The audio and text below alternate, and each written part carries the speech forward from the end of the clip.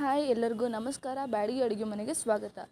ಇವತ್ತು ನಿಮಗೆ ಟೊಮೊಟೊ ಸಾಸ್ನ ಮನೆಯಲ್ಲೇ ಹೇಗೆ ಮಾಡೋದು ಅಂತ ಹೇಳ್ಕೊಡ್ತಾ ಇದ್ವಿ. ಇದಕ್ಕೆ ಇಂಗ್ರೀಡಿಯೆಂಟ್ಸ್ ಏನೇನು ಬೇಕು ಅಂತ ಅಂದರೆ, ಒಂದು ಅರ್ಧ ಕೆಜಿಯಷ್ಟು ಟೊಮೊಟೊ ತೊಗೊಂಡಿದ್ದೀನಿ. ಹಾಗೆ ಟೇಬಲ್ ಸ್ಪೂನ್ನಷ್ಟು ಕಾಳುಮೆಣಸು, ರುಚಿಗೆ ತಕ್ಕಷ್ಟು ಉಪ್ಪು, 2 ಬೆಳ್ಳುಳ್ಳಿ, 1-2 ಇಂಚಿನಷ್ಟು ಶುಂಠಿ, 1 ಬಟ್ಲಷ್ಟು ಬೆಲ್ಲ, ಹಾಗೆ 2 ಟೇಬಲ್ ಸ್ಪೂನಷ್ಟು ಖಾರದ ಪುಡಿ. ಮೊದಲು ಟೊಮೊಟೊ ಎಲ್ಲ ತೊಳೆದ್ಬಿಟ್ಟು ಒಂದು 2 ಭಾಗ ಮಾಡ್ಕೊಂಡು ಕುಕ್ಕರಿಗೆ ಹಾಕ್ಕೊಂಡಿದ್ವಿ.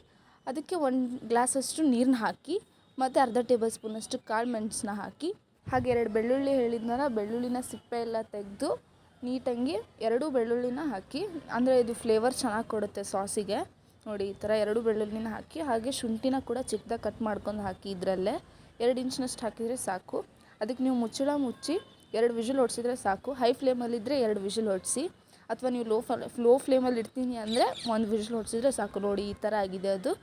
ಇದನ್ನು ನೆಕ್ಸ್ಟ್ ನೀವು ಸೋಸ್ಕೋಬೇಕು, ಅಂದರೆ ನೀರೆಲ್ಲ ಇರುತ್ತಲ್ಲ, ಆ ನೀರೆಲ್ಲ ಸೋಸ್ಕೋಬೇಕು. ನೀರನ್ನೇನು ನೀವು ಚೆಲ್ಲಬೇಡಿ, ಅದು ಬೇಕಾಗುತ್ತೆ ಮತ್ತು ಮುಂದೆ. ನೋಡಿ, ಸೋಸ್ಕೊಂಡಿರೋದನ್ನ ಇಟ್ಕೋಬೇಕು. ನೋಡಿ, ಅದನ್ನಷ್ಟೇ ಜಾರಿ ಹಾಕ್ಕೊಂಡು ಮಿಕ್ಸಿ ಮಾಡಬೇಕು. ಫಸ್ಟು ಮಿಕ್ಸಿ ಮಾಡಾದ್ಮೇಲೆ ನೋಡಿ ಈ ಥರ ಆಗಿದೆ. ಇಷ್ಟು ತಿಕ್ನೆಸ್ ಆಗಿರುತ್ತೆ ಅದು. ನೀವು ಅದನ್ನ ನೀರು ತೆಗೆದಿಟ್ಕೊಂಡಿರ್ತೀರಲ್ಲ, ಸೋಸ್ಕೊಂಡಿರ್ತೀರಲ್ಲ, ಆ ನೀರನ್ನ ಮತ್ತೆ ಇದಕ್ಕೆ ಹಾಕಿ ಕಲಿಸ್ಕೊಳ್ಳಿ. ಆಮೇಲೆ ಜಲ್ಡಿ ಇರುತ್ತಲ್ಲ ಸೋಸೋವಂಥದ್ದು, ಅದಕ್ಕೆ ನೋಡಿ ಈ ಥರ ಜಲ್ಡಿ ಎಲ್ಲ ಹಾಕಿ ಈ ಥರ ನೀರು ಹಾಕಿ ಕೈ ಆಡಬೇಕು. ಅದೆಲ್ಲ ತೆಗ್ದಾದ್ಮೇಲೆ ನೋಡಿ ಈ ಥರ ಬರುತ್ತೆ. ನಿಮಗೆ ಸಾಸ್ ತಿಕ್ನೆಸ್ ಆಗಬೇಕಂದ್ರೆ ಜಾಸ್ತಿ ನೀರೇನು ಹಾಕೋದು ಬೇಡ. ಸ್ವಲ್ಪ ತೆಳ್ಳಗಿಲ್ಲ ಅಂದರೆ ನೀರು ಹಾಕ್ಕೊಳ್ಳಿ, ಪರವಾಗಿಲ್ಲ.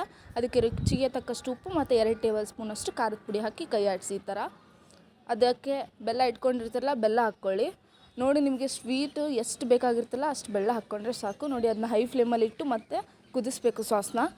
ನೋಡಿ, ಈ ಥರ ಕುದ್ರೆ ಸಾಕು. ಸಾಸು ಚೆನ್ನಾಗಿರುತ್ತೆ, ಟೇಸ್ಟ್ ಕೂಡ ತುಂಬಾ ಚೆನ್ನಾಗಿರುತ್ತೆ. ಈ ಸಾಸ್ನ ನೀವು ಮೋಮೋಸು, ಸಮೋಸ, ಗೋಬಿ ಮಂಚೂರಿ ಇದೆಲ್ಲದ್ರ ಜೊತೆ ಟ್ರೈ ಮಾಡ್ಬೋದು. ತುಂಬಾ ಸಖತ್ತಾಗಿರುತ್ತೆ ಟೇಸ್ಟ್ ಕೂಡ. ಈ ವಿಡಿಯೋ ನಿಮಗೆ ಇಷ್ಟ ಆಗಿದ್ರೆ ಲೈಕ್ ಮಾಡಿ, ಕಮೆಂಟ್ ಮಾಡಿ, ಶೇರ್ ಮಾಡಿ, ಸಬ್ಸ್ಕ್ರೈಬ್ ಮಾಡೋದನ್ನ ಮರಿಬೇಡಿ. ಮತ್ತು ಯಾವುದಾದ್ರೂ ರೆಸಿಪಿ ಬೇಕಂದರೆ ನಮಗೆ ಕಮೆಂಟ್ ಮೂಲಕ ತಿಳಿಸ್ಬೋದು. Thank you.